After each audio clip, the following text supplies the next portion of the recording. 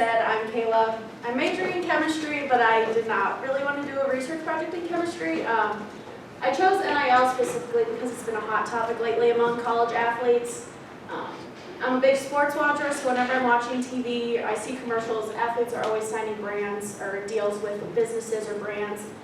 And I thought it would be interesting to understand what name, image, and likeness is and how it impacts specifically college athletes' school selection process. So to begin, the NCAA defines name, image, and likeness as an activity that involves the commercial use of an individual's name, image, or likeness to advertise or endorse the sale or use of a product or service. So basically, that allows athletes to enter in agreements in exchange for compensation with businesses. So before NIL, athletes were generating millions of dollars for programs, but they were not receiving any of that money that they generated. This is different now with NIL. It has changed the game of college athletics.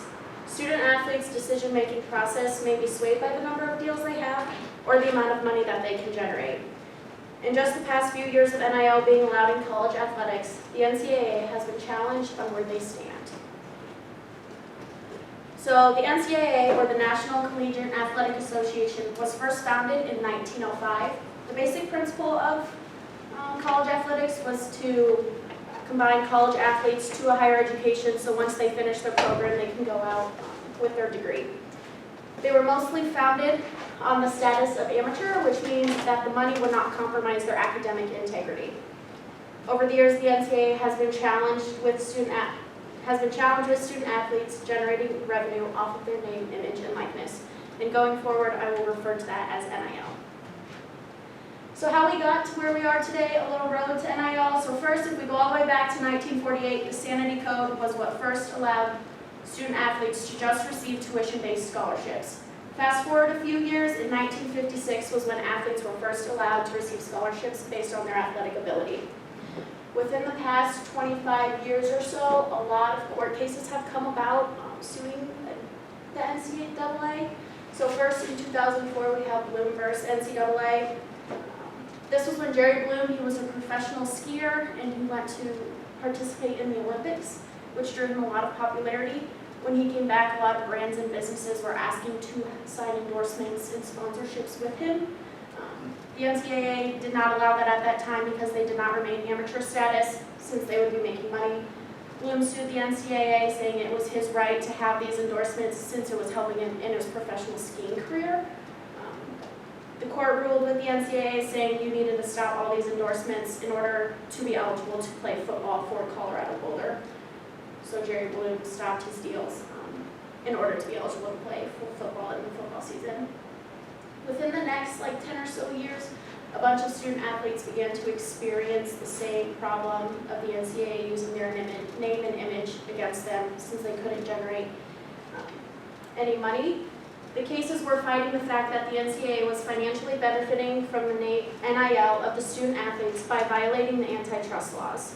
The NCAA, like I mentioned, was generated a lot of revenue from former and current athletes from televised games, DVD sales, jersey sales, video games, and photography. One specific case was the Ed O'Bannon case. He was a player for the men's basketball team of the University of California, Los Angeles. He claimed that a video game used a character that replicated his image, specifically with his jersey number. He stated that the NCAA was denying compensating the athletes even though it was their image being used. After all of these cases against the NCAA, they settled and student athletes received money. So as a result, in 2015, the NCAA allowed student athletes to receive full cost scholarships along with additional compensation for other costs. And then within 2019 was a big year for college athletics. So the first case that was brought to the attention was the Sean Alston case, who was a former running back for West Virginia. He filed a lawsuit against NCAA and many Division I conferences, saying that they could not cap the amount of athletic scholarship that the athletes received. The court ruled that the NCAA could not cap the amount of money, but they also highlighted that college athletes should still have stipulations, as they should not be getting paid unlimited amounts of money that were not related.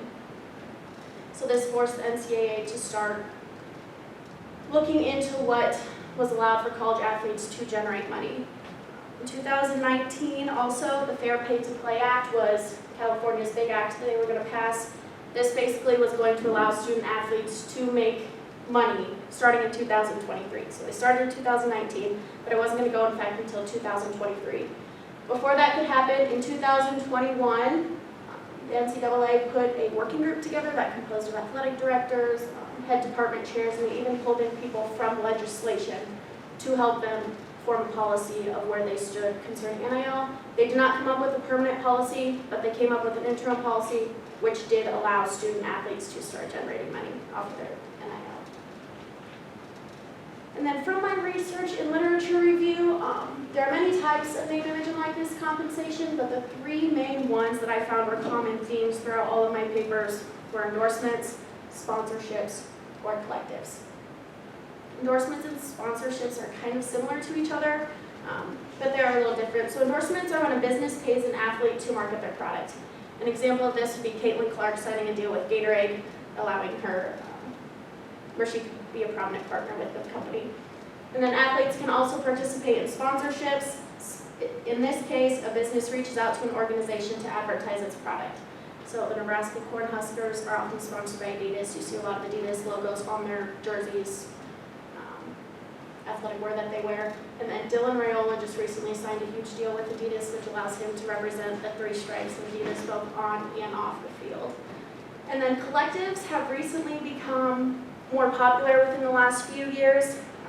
This is when a standalone business entity is established under the state laws and gathers funds from either boosters or businesses via one-time donations or monthly subscriptions or whenever they want to make a donation. The student athletes can work with the business and then in return receive money from collectives. An example of this is the Arkansas Edge, which is Arkansas Razorbacks Collective. It basically is a way for the community members to support student athletes through NIL. Businesses and brands that student athletes will sign with often highlight the same values that the brand believes in. Okay, so positives and negatives of NIL. Obviously, NIL can have many positives for both businesses and athletes, but it can also come with drawbacks. So a few positives of NIL, financial empowerment. So athletes, like I mentioned, are able to generate revenue from the NIL deals they sign. Before they were generating millions of dollars for these programs, and they weren't ever to receive a piece of the revenue they were generating. Now with NIL, they can finally earn some of that money. Smaller businesses, before NIL, businesses in order to sponsor like athletes would have to go through departments. Now they can go directly to the student athletes, allowing smaller businesses to reach certain athletes since they don't have to sponsor an entire team.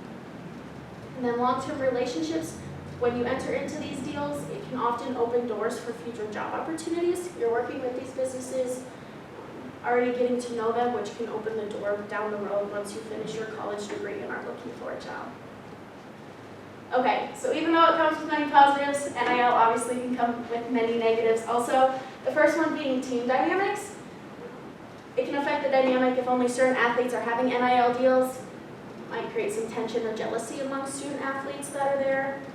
Also, athletic departments, I touched on this on the last slide. It hurts the athletic departments since the businesses aren't going to them to get to the athletes. They can now directly go to the student athletes. And then the last one, often many people wonder if we've entered into a wild, wild west area concerning the transfer portal and NIL and how closely they're tied together. So with the current transfer portal, transferring to another school is significantly easier and faster than it was before. Transfer portal is basically an online database. If a college athlete wants to leave, it can enter the transfer portal. Other colleges or coaches can recruit them, and then they go to their institution. Before the transfer portal, the transfer process was very drawn out and very difficult. It took much more work, such as going through an appeal process, which added time. Student athletes have the opportunity to express interest in another school without basically having any penalty. Rebuilding an entire roster is often seen now among many colleges because athletes can just up and leave. For example, if you follow like in Indiana, a new head coach came, all of the eligible players who had another year up and left the program. So now they have to start to rebuild whole roster. NIL can offer a major factor to consider for athletes when they're wanting to transfer. So the NIL and the transfer portal tie along to each other and can be a negative effect. So athletes can market themselves and monetize NIL through social media, which is the most common way. It was a common theme that I saw throughout all of the literature review that I did. So monetizing social media, as we all know, we probably go on it every day. It's the most cost-effective strategy. It's the easiest way to reach the largest group of people in the fastest way. You don't often, if you didn't have social media, the only people you could reach are people you come across every single day. Now, social media, you can post it, you can reach people all over the country. Often these athletes will allow their fans to get to know them, which can be very, very beneficial for them, whether that's telling what a day in the life of a student athlete looks like at their institution or how they got to where they are today. And many factors are taken into effect on an athlete's social media. So personal factors can include, are you a verified account user? How often do you post? How active are you? Do you engage back with your followers? And then institutional factors, such as what division is your institution, what location is your college at, what college do you attend, can all play an effect for the social media. And then there are three main ways to get paid through social media and NIL. The first being rate per post. So this is basically based on the number of followers you have. It's often a cost per 1,000 viewers. So if you have more followers, more viewers, you're often going to receive higher payment. The next one, activity of the post. How many people are engaging with the post? Are they sharing it on their story? Are they liking? Are they commenting? Businesses can decide a rate for how much activity they have. And then the last one is a predetermined amount. So this amount is set even before any content is released and shared and put out there for people to see. Olivia Dunny was a gymnast from LSU. She had an NIL valuation around $2.3 million back in 2023. Each of her posts on social media were anywhere from $31,000 to $43,000. And many factors are taken into an athlete's decision-making process, the first being traditional factors in the recruiting process. So some of these might be career opportunities. How active are the recruiters when trying to get you to come to your campus? How active is the head coach in this whole process? What's the trend of the program? Are they on the rise? Facilities, are they updated? And even in education. Obviously, all of these traditional factors are going to be different based on the division that you play at. So Division I probably are going to care more about the trend of the program. Are they going to help me get to professional if that's what my goal is? And then once we get down to like Division III, they might care more about career opportunities in education since they're most likely going to enter the workforce after completing their degree. NIL factors in the recruiting process. So all of these kind of are tied together. First one being individual deals. How many, or do a lot of college athletes at the institution already have an NIL deal that they are part of? And then also the number of businesses in the location. If there's a lot of businesses in your location, that probably means there's going to be more NIL opportunity with those businesses to participate in. And then collectives, as I mentioned earlier, are they accessible at the institution? Okay, so overall, there are many factors taken into consideration when trying to decide which college is best fit for them. Now with NIL compensation available, that could be a significant factor for these athletes in their college selection process. My research that I've done over the past semester has looked closely at the impact NIL has on the student selection process.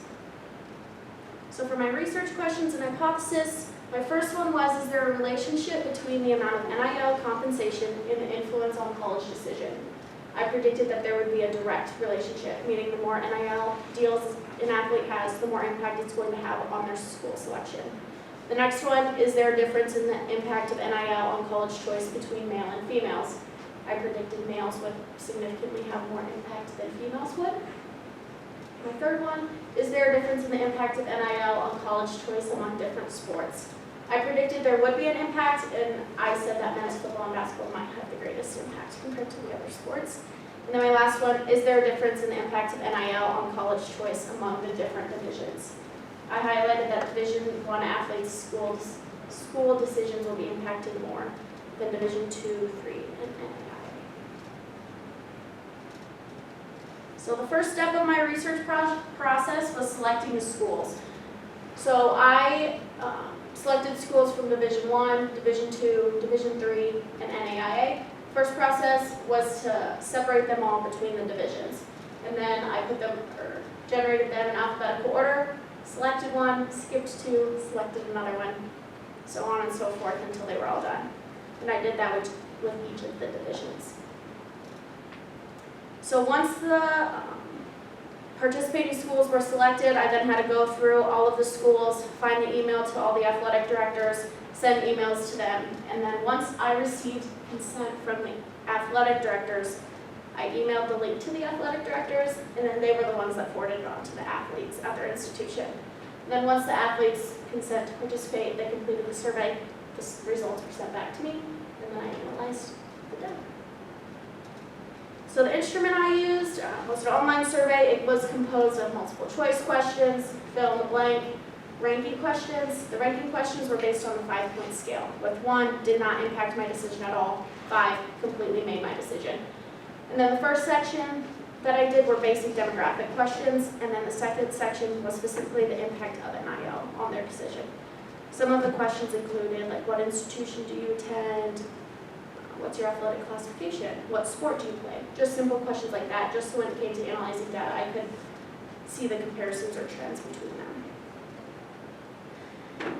So, like I said, I sent surveys out to all divisions. My results, I only got 7 participants from Division II. Institutions unknown, but I got 7 participants. So, of the sport played, we got representation from a few different ones. Soccer was a 28.6, volleyball, softball, track and field were 14.3, and then some students did not specify what sport they played, and that made up 28.6% of the population. Athletic classifications, I got participants from all levels. Freshmen and juniors were evenly represented at 14.3, sophomores 42.8, and then seniors was 28.6.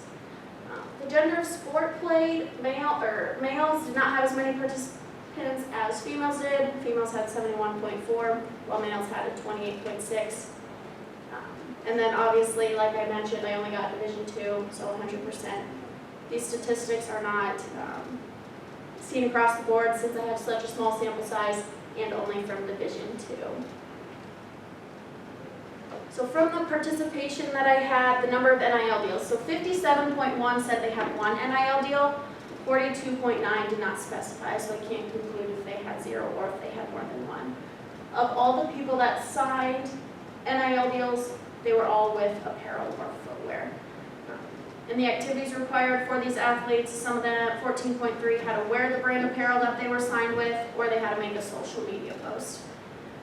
And then, like I said, this is not only Division II, so the approximate NIL value ranged from $20 to $200 with a median value of $72.50.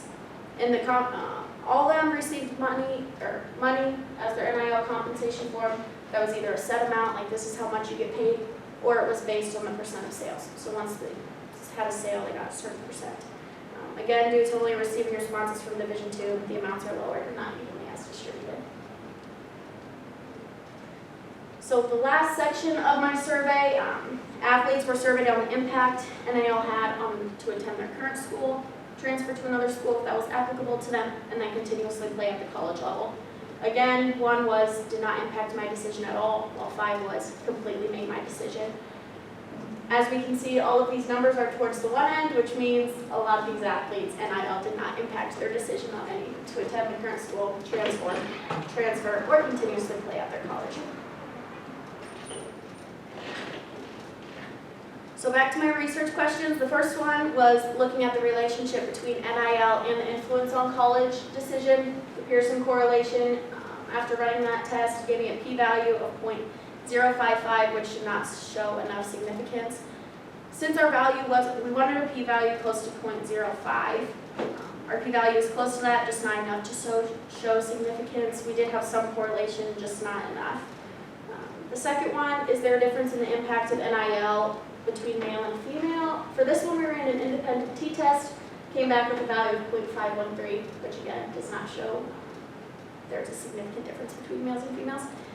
The third one was looking at the difference in the impact of NIL among the different sports. For this one, we did an analysis of variance, and our p-value came back up 0.874, which showed no significant difference between the different sports. And then my last one was going to look at the impact of NIL among the different divisions. Since we only got Division 2, we did not have enough data to conduct analysis.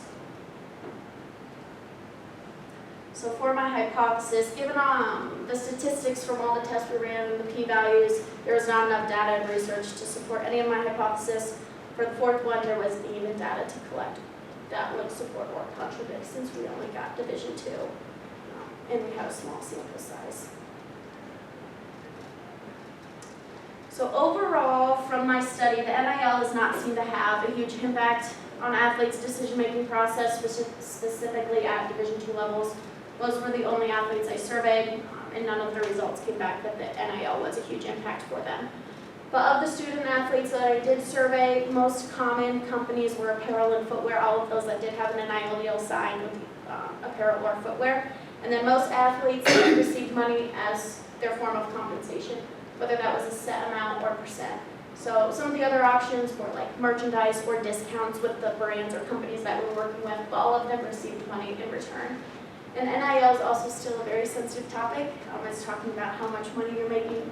So a lot of student athletes might not be willing or are comfortable to talk about that. And then a few of the comments that we got throughout surveys and sending emails out to athletic directors. Some student athletes wanted to get more NIL deals for track and field. And then one interesting thing I thought was an athletic director pointed out that the emergence of NIL has been a hot topic in the past year and has somewhat ruined my love for college athletics. Limitations within my research. Biggest and most impactful one was accessibility. I was only able to survey Division 2 athletes, which led to a small sample size.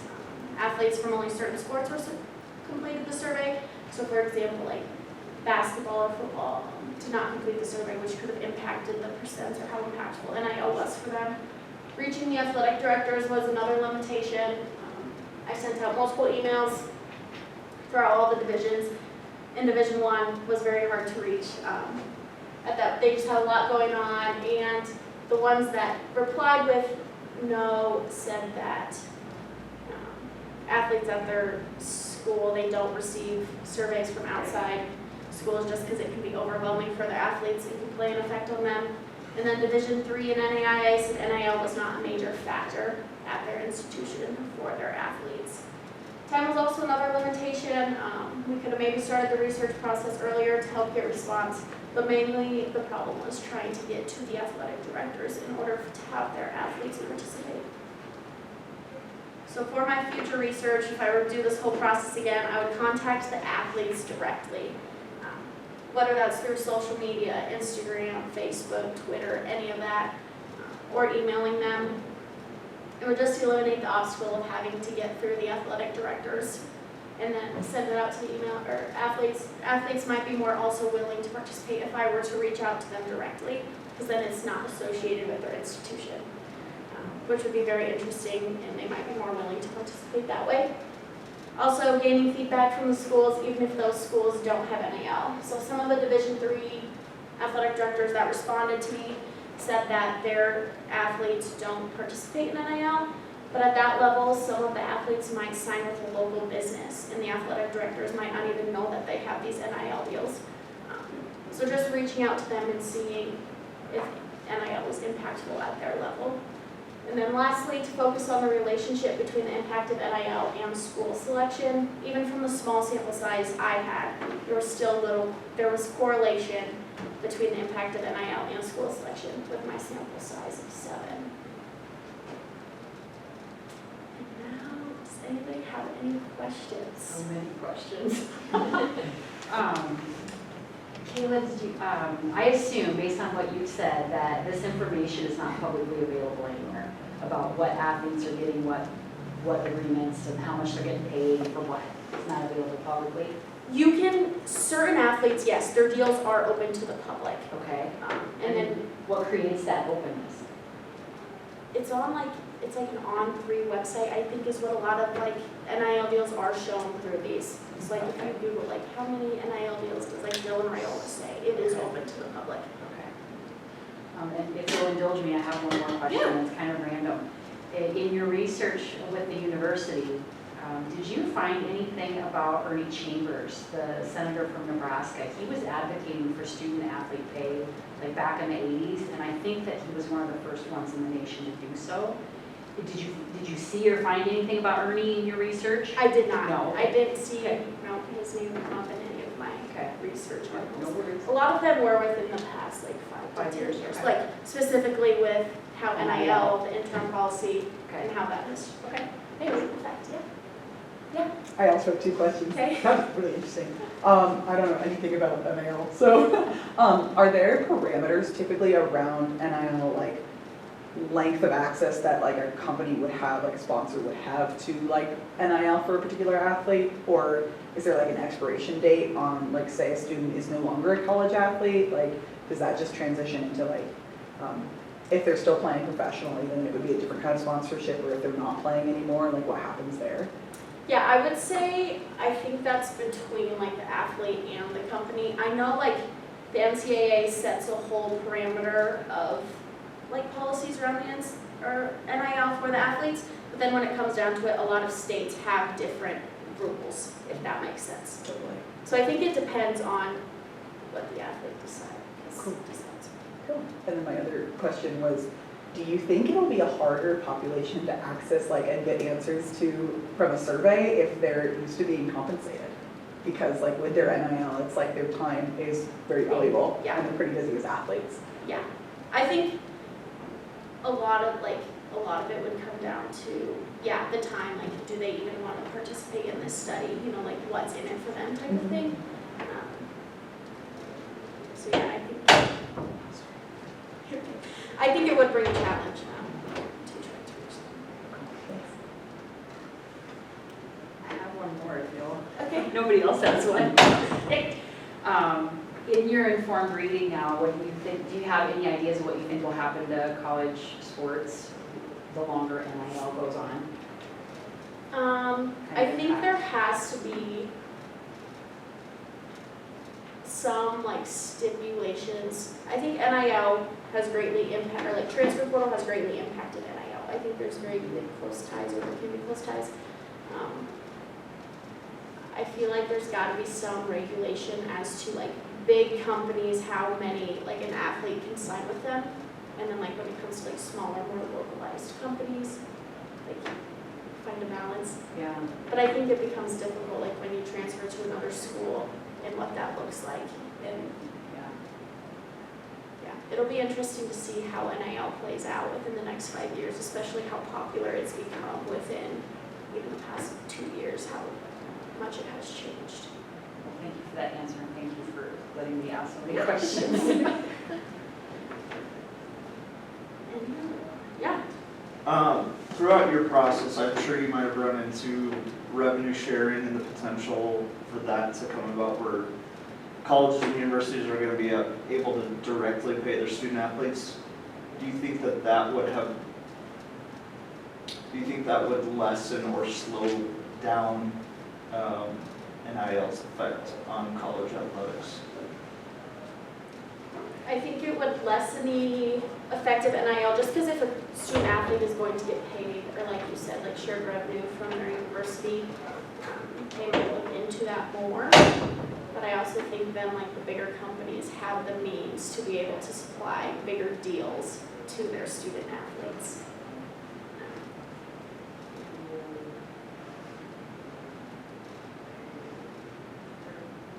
Any questions? No one's in charge in here, but so if that's it, then I guess we'll wrap it up. So good job, Kayla. I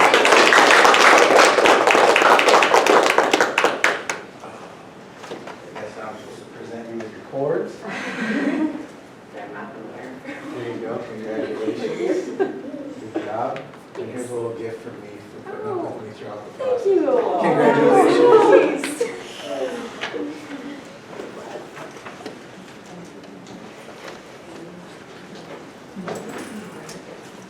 Well, So it's done. Yeah, it's done now.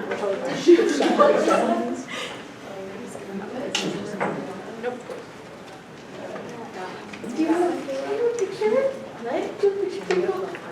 Record? Good job, Kayla. My mom will put it in the scrapbook. Are you gonna pause it? I'll figure it on my wall. As you should. Good job, Kayla. Good job. Thanks. Now you just gotta put it in your paper. No, I just got to put it in my paper.